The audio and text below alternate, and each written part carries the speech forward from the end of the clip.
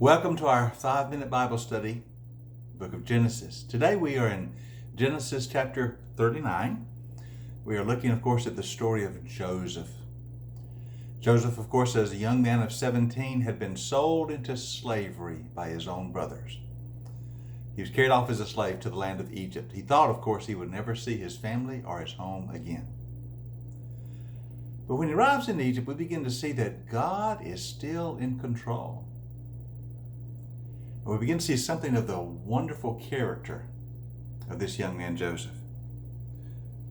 Now, Joseph had been taken down to Egypt. Potiphar, an Egyptian who was one of the officials of Pharaoh, he was the captain of the guard. He bought him from the Ishmaelites who had taken him there. Now listen to this.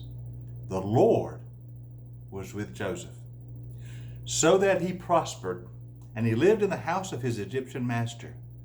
Now, when his master saw that the Lord was with him, and that the Lord gave him success in everything he did, Joseph found favor in his eyes and became his attendant.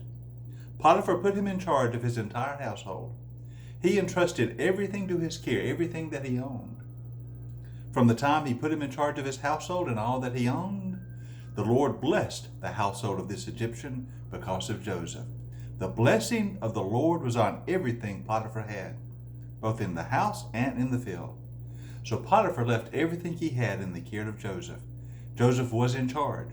Potiphar did not concern himself with anything except the food that he ate. I love this phrase, the Lord was with Joseph. We could understand if Joseph might have thought, the Lord has abandoned me. He's allowed me to be sold into slavery. This terrible thing has occurred. The Lord has abandoned me. But Joseph did not think that. He realized that even in the midst of this tragedy, God was with him. He continued to believe, and the blessing of the Lord was on him. God, in his providential care, is beginning to arrange circumstances which will one day elevate Joseph to the prime minister of Egypt and put him in a position to be the agent of redemption. We're going to see that unfold. But right now, we realize, and Joseph realizes, that God is with him. You know, when we go through bad times, when we go through trying circumstances, we must remember the Lord is with us. Sometimes things happen that we don't understand, and we wonder, Lord, where are you? What are you doing? Why don't you intervene? God is never absent. He's always in charge.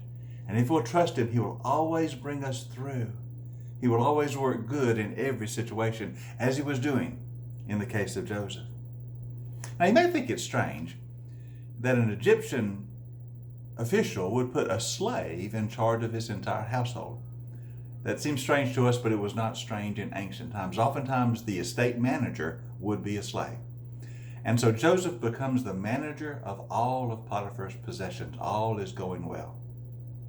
However, there's about to be a bump in the road. Potiphar's wife becomes interested in Joseph and attempts to seduce him. But he continuously refuses. He will not do an evil thing. Notice what Joseph says when Potiphar's wife attempts to entice him. He says, "No one is greater in this house than I am. My master has withheld nothing from me except you, because you are his wife. How then could I do such a wicked thing and sin against God?" And though she spoke to Joseph day after day, he refused her enticements. Notice what Joseph said, "I will not sin against God." He knows who the Lord is. What a man of character. What a man of faith. What a man of obedience. I will obey God in all things. Now, of course, we know how the story develops. Potiphar's wife finally tires of his refusal at her enticements, and so she falsely accuses him. And Potiphar has him thrown into prison. False accusation. Another terrible thing happening to Joseph. First, he was sold into slavery by his brothers. Now a false charge against him. He ends up in prison. But notice what it says. But while Joseph was there in the prison, the Lord still was with him. The Lord showed him kindness and granted him favor in the eyes of the warden. So the warden put Joseph in charge of all those held in the prison. He was made responsible for all that was done there. The warden paid attention to nothing under Joseph's care, because the Lord was with Joseph, and he gave him success in all that he did. So even though Joseph ends up in prison under a false charge, still God's grace is on him. He's actually raised by the warden to be in charge of the entire prison. God has now got him in a situation where he's going to bring him to the attention of Pharaoh. God has engineered the circumstances where Joseph very shortly will be raised up to be the prime minister of Egypt. We'll begin to look at that the next time. But just keep in mind that even in difficult, trying times, the Lord is always with us. He is still on the throne. We can trust him that he will bring us through, even the valley. We can trust him that he will bring us through even the dark moments. He will honor his people as he did Joseph. So we need to be like Joseph.